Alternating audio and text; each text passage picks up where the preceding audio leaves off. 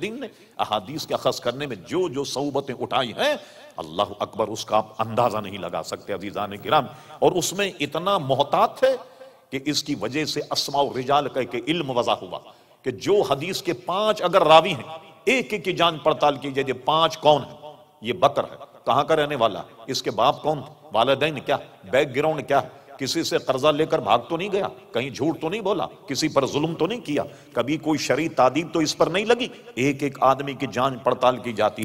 امام بخاری کی تاریخ دیکھ، فرماتے ہیں میں نے اپنی تاریخ میں جو ہزاروں کے نام لکھے، ایک ایک آدمی کے حال سے میں واقف ہوں. میں نے تو زخامت سے بچنے کے لیے بڑے کم احوال لکھے. یہ اسماء الرجال ایک علم وضع ہوا، ہر ایک آدمی کی جانچ پڑتال عزیزان گرامی کی جاتی. ایک حدیث لینے کے لیے پہنچے، جس سے حدیث لینی، وہ ایک تھیلا پکڑے اپنے گھوڑے کو بلا رہے تھے، آ. گھوڑا آ گیا. جب اس نے تھیلے میں منہ ڈالا تو انہوں نے فوراً تھیلا گھوڑے کے منہ میں پکڑ لیا. پکڑنے کے بعد اس کو باندھ دیا. جو حدیث لینے آیا اس نے کہا اوہ، اس نے تو گھوڑے کو دھوکہ دیا، دھوکہ دے کر کے پکڑا کہ اس کے تھیلی میں چارہ، اور بلا کر کے انہوں نے اس سے حدیث نہیں لی. فرما جو جانور کو دھوکہ دیتا وہ آدمی کو بھی دھوکہ دے سکتا.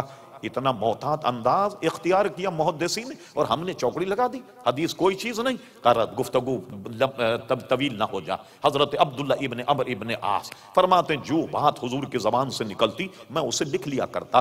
قریش کے کچھ لوگ میرے پاس آئے اور مجھ سے کہا یا عبداللہ، تم اپنے نبی کی ہر بات لکھ لیتے ہو. کبھی وہ غصے میں بھی ہوتے ہو، کبھی شفقت اور پیار محبت کے عالم، تم تو لکھ لیتے ہو یہ حدیث ہے. کیا مطلب تھا ان کا؟ مقصد یہ تھا بتقاضۂ بشریت، حضور غصے میں ہو، کوئی بات ایسی کہہ دیں جو خلاف واقع، اور تم تو لکھ دو گے کہ یہ حدیث. حضرت عبداللہ نے لکھنا موقوف کر دیا.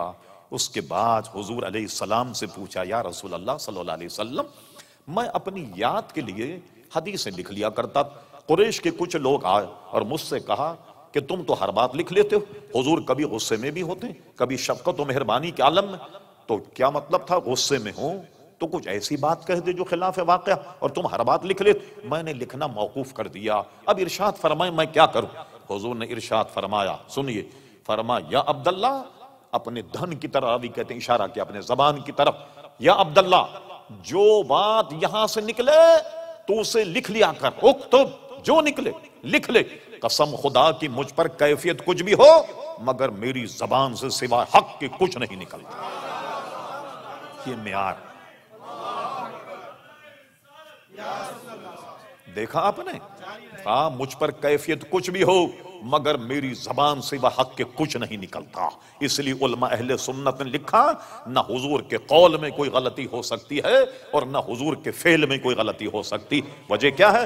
قول رسول کو رب کریم اپنا قول قرار دے رہا، اور حضور کے فعل میں اگر کوئی غلطی ہوتی، قرآن کی آیت سنیے، پھر یہ نہیں ہوتا. ارشاد باری تعالیٰ، قل ان کنتم تحبون اللہ فاتبعونی یحببکم اللہ. تم اگر اللہ سے محبت رکھتے ہو، اللہ کے عزیز اور اللہ کے پسندیدہ، اللہ کے برگزیدہ بندہ بننا چاہتے ہو، حبیب کہہ دو فاتبعونی، وہ میری اتباع کرے، حضور کی اتباع کرے. جب حضور کی اتباع کرے یحببکم اللہ، اللہ انہیں اپنا محبوب بنا لے گا. اگر حضور کے فعل میں کوئی غلطی ہوتی تو ان کی اطاعت واجب نہیں ہوتی. پھر معلوم ہوا نہ فعل میں غلطی ہے نہ قول میں کوئی غلطی ہے. کم سے حدیث سے آپ نے سمجھ لیا کہ حضور علیہ الصلوۃ والسلام فرماتے مجھ پر کیفیت کچھ بھی ہو مگر میری زبان سے سوائے حق کے کچھ نہیں نکلتا. تو جو بھی حضور ارشاد فرمائے سمجھ لیجیے پتھر کی لکیر ہے. اب میں آپ کے سامنے صرف 2 حدیث، 2 واقعے آپ کے سامنے رکھتا ہوں جس سے اندازہ لگائی. صحابہ کرام علیہم رضوان حضور علیہ السلام کی بات سن کر بڑے حیران ہوتا، لیکن جب وہ واقعہ رونما ہوتا، یہ تو وہ بات ہے جو حضور نے فلاں وقت ہمیں ارشاد فرمائی. کتاب الفتن مشکوہ شریف آخری میں ہے. وہ ملاحظہ فرمائیے، ایک مرتبہ منافقین نے حضور کے علم پر تان کیا. کیا تان کیا؟ کہنے لگے دیکھو ہم تو حضور کے پاس بیٹھتے ہیں، بات بھی کرتے ہیں، خوب ہنستے بولتے بھی، اور حضور ہمیں پہچانتے ہی نہیں. کیا مطلب ہوا کہ ہمیں جانتے ہی نہیں وہ؟ صحابہ کرام نے یہ بات حضور تک پہنچا دی.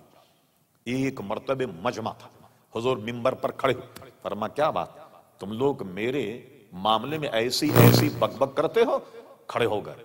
فرما پوچھو جو تمہاری طبیعت چاہے پوچھو. پوچھ رہے تھے لوگ، جواب دے. حضرت عمر فاروق فرماتے ہیں حضور نے قیامت تک کے واقعات بیان کر دیے. ہم میں وہ عالم زیادہ جس نے زیادہ یاد رکھا، جو بھول گیا سو بھول گیا، مگر ہم بھول گئے، کوئی بات اگر رونما ہوتی ہم فوراً ہمارا ذہن جاتا کہ یہ تو وہی بات ہے جو نبی کریم علیہ السلام نے فلاں وقت ہمیں ارشاد فرمائی تھی، تو ہمیں فوراً یاد آ جاتا۔ پھر اس کے بعد آپ نے کیا کیا؟ وہ باہر نکالنے پر انہوں نے مسجد بنائی تھی، مسجد درار، مسجد درار کفرم و تفریقم بین المؤمنین، یہ مسجد بنائی اور حضور نے فرمایا کہ لگا دو اس کو آگ، جلا، کفر اور نفاق کی تفریق کر رہے اس کو آگ لگوا دی حضور صلی اللہ علیہ وسلم نے۔ غرض یہ کہ جو بات نکل جائے، صحابہ کرام کہتے ہیں میں بعد میں یاد آتا کہ یہ بات تو حضور نے اتنے عرصے پہلے ہم سے بیان فرما دی تھی۔ اب اس پر میں، جس پر صحابہ کرام بڑے تعجب کرتے اور بڑا عجیب واقعہ، میں 2 حدیثوں اور واقعہ بتاتا ہوں آپ کو۔ ایک حدیث تو واقعہ یہ ہے کہ ابھی اسلام کا غلبہ نہیں ہوا، بڑی دلچسپ حدیث، چند انگلیوں پہ گننے کے لائق صحابہ تھے جو حضور پر ایمان لائے۔ ایک مرتبہ آپ بیت اللہ شریف حاضر ہوئے، اس وقت کنجی بردار کا نام تھا عثمان ابن طلحہ، عثمان ابن عفان نے، عثمان ابن طلحہ وہ کنجی بردار۔ ظاہر ہے چند آدمیوں نے ابھی اسلام قبول کیا تھا، اس سے فرمایا بیت اللہ شریف کی کنجی دو، اس نے منع کر دیا، لیکن منع کرنے کا انداز کچھ غیر مہذب تھا کہ میں نہیں دیتا آپ کو کنجی۔ فرمایا اچھا، فرمایا سنو، ایک وقت آئے گا کہ میرا رب مجھے یہ کنجی عطا فرمائے گا اور میں جسے چاہوں گا عطا فرما دوں گا۔ سوچنے لگا بتائیے کہاں 10-20 آدمی مسلمان ہیں، کیا مکہ پر قبضہ کر لیں؟ اتنا بڑا وہ ہوگا کہ ان کی بادشاہت ہو جائے اور یہ مجھ سے مسجد بیت اللہ شریف کی کنجی لے لیں؟ وہم و گمان میں یہ بات نہیں، حاشی خیال میں یہ بات نہیں۔ اب اس کے بعد کیا ہوا؟ آئی گئی بات ختم ہو گئی۔ حضور علیہ السلام مکہ شریف میں رہے، پھر اس کے بعد ہجرت کر کے مدینہ شریف گئے، ایک عرصہ ہوا، پھر اس عرصے کے بعد حضور علیہ السلام فتح مکہ کے موقع پر آپ بیت اللہ شریف تشریف لائے اور پھر مکہ فتح ہو گیا۔ ساری تفصیل آپ نے 12 سنی ہوگی۔ اور فتح مکہ فتح ہونے کے بعد کیا ہوا؟ سب کو جمع کیا، سوچ رہے تھے سب کو سزائے موت ملے گی، یہ سنیے اسلام فتح و نصرت حاصل کرنے کے بعد جانتے ہو میں تمہیں کیا سزا دوں گا؟ آج سب کے کان کھڑے ہو گئے۔ فرمایا میں تمہیں وہ سزا دوں گا جو یوسف علیہ السلام نے اپنے بھائیوں کے ساتھ کیا۔ کیا کیا تھا؟ فرمایا جتنے میرے دشمن تھے سب کو معاف، عام معاف، مگر جو خدا کے دشمن ہیں، جو بک بک کرنے والے، توہین رسالت والے، وہ چند آدمی تھے جن کے متعلق فرمایا یہ اگر کعبے کی غلاف میں لپٹ بھی جائیں ان کو کھول کر کے ان کی گردنیں مارنا۔ بعد ایسے باغی کہ جن کے لیے یہ کہا، ورنہ عام معافی کا اعلان کر دیا۔ چلیے مکہ پر قبضہ ہو گیا، صحابہ کرام نے اطمینان کا سانس لیا۔ اب حضور صلی اللہ علیہ وسلم بیت اللہ شریف آئے، فرمایا بلاؤ عثمان ابن طلحہ کہاں؟ لیجیے صاحب، ڈھونڈ مچی عثمان ابن طلحہ، لایا گیا ڈھونڈ ڈھان کر کے، اب گردن جھکی ہوئی ہے، نہ جانے کیا حکم ملے، چابی تو دینی تو فاتح ہیں، لیکن سزا کیا ملے؟ گردن اڑا دی جائے، پھانسی دے دی جائے، کیا ہوگا؟ جب آئے وہ سخت نادم، گردن جھکی ہوئی، فرمایا عثمان ابن طلحہ نکالو بیت اللہ شریف کی کنجی۔ حضور نے کنجی ہاتھ میں لے لی تاکہ قول رسول کی تکمیل ہو جائے کہ میرا رب یہ کنجی مجھے عطا فرمائے۔ اور اس کے بعد دیکھا کہ وہ سخت نادم، شرمندہ، فرمایا عثمان اٹھاؤ اپنا چہرہ، چہرہ اٹھا، فرمایا یہ لو کنجی اپنے پاس رکھو، اپنے پاس رکھو، جو تم سے لے گا وہ ظالم ہوگا۔ عزیزان گرامی، میری تحقیق یہ ہے کہ آج تک اسی خاندان میں بیت اللہ شریف کی کنجیاں چلی آ رہی جنہیں حضور علیہ السلام نے دی۔ ان کے ایک 25-30 سال پہلے جو اس وقت کنجی بردار تھے وہ کراچی بھی آئے، میمن مسجد انہوں نے نماز جمعہ ادا کی، مگر ہمارے ایک مسلمان بھائی نے بڑی شفقت و مہربانی میں کہوں گا ان کے ساتھ کی۔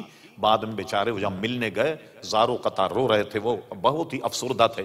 ہوا یہ کہ میمن مسجد ایک اجدہام ہوتا، بہت لوگ ہوتے ہیں، ان کی کوئی خاندانی انگوٹھی تھی، کسی صاحب نے برکت کے لیے مسافہ کرنے میں کھسکا لی، سمجھے؟